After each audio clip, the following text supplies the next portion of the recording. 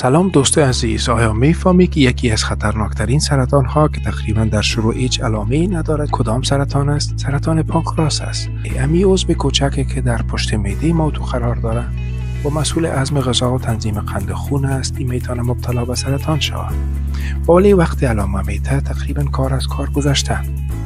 اگر درد دوامدار شکم یا کمر داری، وزنت بی‌دلیل کم شده، پوستت زرد شده، خسته هستی و یا استفراغ داری، وقتی این علامه را داری باید به دکتر مراجعه کنی. اینا شوخی نیستن.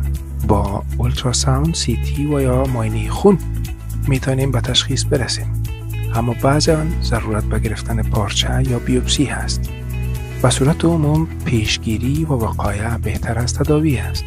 سیگارت و نسوار را رها کنین، غذاهای تازه بگیرین، ورزش کنین و وزنتان متعادل نگاه کنین.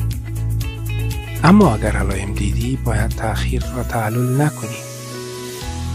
با آگاهی میتونی زندگی خود و دیگران را نجات بدی و این پیام را با عزیزانت هم بفرست.